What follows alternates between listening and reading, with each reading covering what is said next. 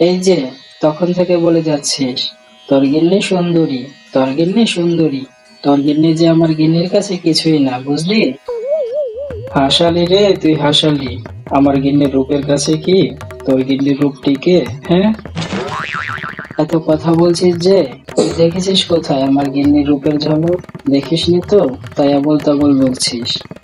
দেখেছি বলেই তো বলছি, আমার গিন্নির পায়ের নখের যে সৌন্দর্য আছে তা তোর গিন্নির মুখেও নেই, বুঝলি? কি? এত বড় কথা, এত বড় কথা শোনালি তুই আমাকে? দেখ, যেটা সত্য সেটাই বলছি। আমার গিন্নির রূপ সোনার মতো চকচক করে, কারণ আমার গিন্নিকে আমি সোনা খাইয়ে রাখি, তাই সে সব সময় সোনার মতো চমক দেয়, বুঝলি? যা যা, এখান থেকে যা তো।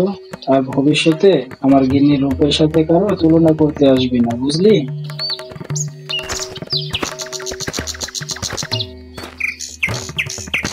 আমার গিন্নিকে অসুন্দর বলে নিজের গিন্নির রূপের প্রশংসা করা, বলে কিনা সে ওর গিন্নিকে সোনা খাওয়ায়, তাই ওর গিন্নি সোনার মতো চকচক করে। রহিম, তুই কি শুধু গিন্নিকে সোনা খাওয়াতে পারিস? আমিও পারি। আমি আজই, হ্যাঁ হ্যাঁ, আজই আমার গিন্নিকে খাওয়ানোর জন্য সোনা কিনে নিয়ে যাব।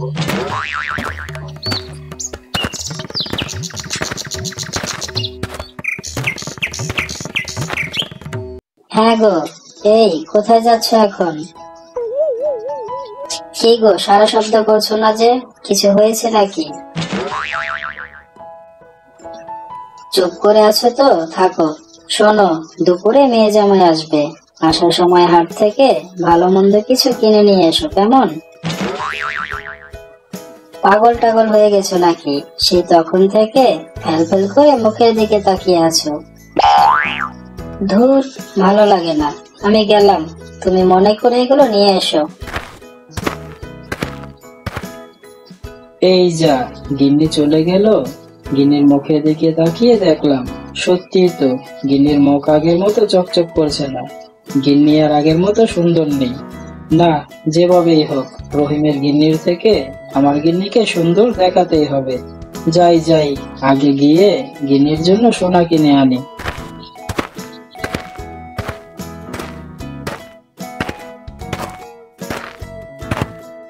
কি রে বুদ্ধু, কি খবর? খবর মোটামুটি কাকা। তুমি আমাকে একজোড়া সোনার হার, একজোড়া কানের দুল, একটা আংটি, একজোড়া হাতের বালা, এগুলো দাও তো।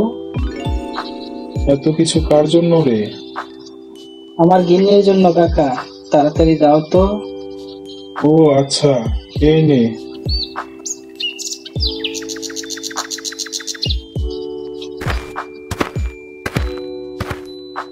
সোনার গহনা নেওয়া হয়ে গেছে, বাসায় গিয়ে এগুলো বউকে খাইয়ে দিতে হবে। তারপরেই তো আমার গিন্নি রহিমের গিন্নির থেকে বেশি সুন্দরী হয়ে যাবে। শ্বশুর আব্বা, এই আপনার আসার সময় হলো। আমি সেই কখন থেকে আপনার জন্য অপেক্ষা করছি। জামাই বাবা, তুমি তুমি আসবে, তা আমাকে খবর পাঠাবে না কেন? শ্বশুর আব্বা, আপনার মেয়ে তো বললো খবর পাঠিয়েছে। ও আচ্ছা আচ্ছা, তাহলে তোমার শাশুড়ি মা বলতে ভুলে গেছে হয়তো। তা শ্বশুর আব্বা, আপনার হাতে ওটা কি? দেখে তো মনে হচ্ছে সোনার ব্যাগ। হ্যাঁ জামাই বাবা, এই ব্যাগে অনেক সোনার গহনা আছে, তোমার শাশুড়ির জন্য নিয়ে আসলাম। হঠাৎ এত গহনা কিনলেন যে?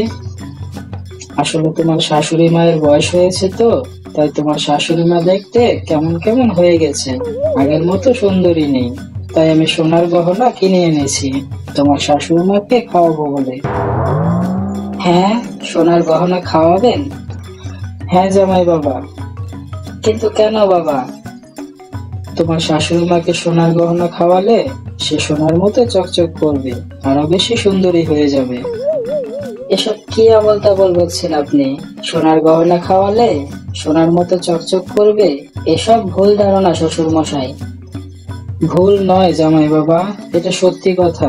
আমাকে রহিম বলেছে সে তার গিন্নিকে সোনার গহনা খাওয়ায়, তাই তার গিন্নি সুন্দরী, সোনার মতো চকচক করে সব সময়। ও শ্বশুর আব্বা, এই রহিম আপনাকে মিথ্যা বলেছে, সোনার গহনা খাওয়ালে তো মানুষ মারা যাবে। এ কথা মিথ্যে নয়, আর সোনার গহনা খেলে মরবে না, বরং সুন্দরী হয়ে যাবে। মানুষ তার থেকে চোখ সরাতে পারবে না। না না, এ আমার বোকা শ্বশুর শাশুড়িকে সোনার গহনা খাওয়াবে ধরেই নিয়েছে। এখন কি করা যায় তাহলে? হ্যাঁ হ্যাঁ, এসেছে, বুদ্ধি এসেছে। শ্বশুর আব্বা, আপনি ঠিকই বলেছেন। সত্যি, কেউ সোনা খেলে সোনার মতো চকচক করবে। দিন দিন, আপনার সোনার গহনাগুলো আমাকে দিন। আমি গিয়ে শাশুড়ি মাকে খেতে বলছি। তুমি দিবে বলছো? ঠিক আছে, যাও তাহলে। এই নাও, যাও। আমি ততক্ষণ এখানে অপেক্ষা করছি তোমার শাশুড়ি মায়ের রূপের ঝলক দেখার জন্য।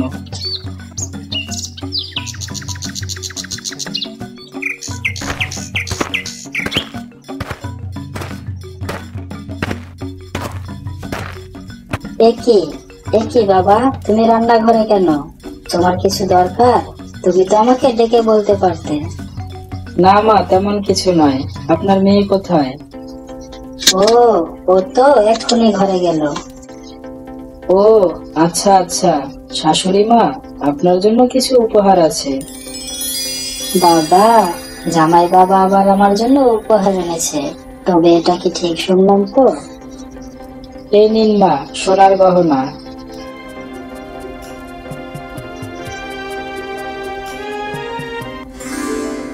ও বাবা, এত সোনার গহনা আমার জন্য? কেন বাবা, কেন? কেন আমার জন্য এত টাকা খরচ করতে গেলে তুমি? আপনি তো আমার মায়ের মতো, আর কোনোদিনও তো আপনাকে কিছু দেওয়া হয়নি, তাই এইটুকু উপহার আপনার জন্য। আমি অনেক খুশি হয়েছি বাবা। ঠিক আছে মা, এগুলো আপনি পরে বাবাকে গিয়ে দেখান, আর বাবাকে বলবেন আপনার সোনার গহনা খেয়েছেন, তাই আপনার গায়ে থেকে সোনার গহনা বেরিয়েছে। আপনাকে অনেক সুন্দর লাগছে, আপনি সোনার মতো চকচক করছেন। কিন্তু এটা কেন বলবো জামাই বাবা? মা, বাবার সাথে একটু মজা করব, বাবাকে একটু বোকা বানাবো। তোমার শ্বশুর মশাই তো এমনিতেই বোকা। আচ্ছা ঠিক আছে, তুমি যা বলছো আমি তাই বলবো, কেমন? ঠিক আছে মা, আমি তাহলে ঘরে যাচ্ছি। দেখি আপনার মেয়ে কি করছে।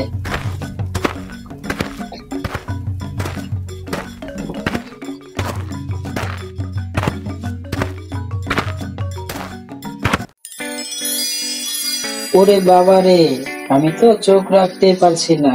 তুমি এত চকচক করছো, তুমি এত সুন্দর হয়ে গেছো গিন্নি। কেন হব না বলো? আমি তো সোনার গহনা খেয়েছি, তাই আমার গায়ে থেকে সোনার গহনা বেরিয়েছে। আমি সোনার মতো চকচক করছি। কি কি শুনছি এসব? মধু সোনার গহনা খেয়েছে, তাই মধুর গায়ে থেকে এত সোনার গহনা বেরিয়েছে, আর এত সুন্দরী হয়ে গেছে মধু। সত্যি তো, সোনার মতো চকচক করছে। আরে, আমি তাহলে সকলকে গিয়ে এই খবর দেই, আর তারপর বাড়িতে গিয়ে আমার যেটুকু সোনার গহনা আছে আমি পেয়ে ফেলি। তারপর আমিও সোনার মতো চকচক করব, আর আমারও অনেক সোনার গহনা হয়ে যাবে। এবার শুধু কাল সকাল হওয়ার অপেক্ষা। তারপর রহিমকে আমি দেখাবো আমার গিন্নি কতটা সুন্দরী। ওর গিন্নি আমার গিন্নির পায়ের নখের কাছেও যেতে পারবে না, কারণ আমার গিন্নিকে আমি সোনার গহনা খাইয়ে সোনার মতো চকচক করে ফেলেছি।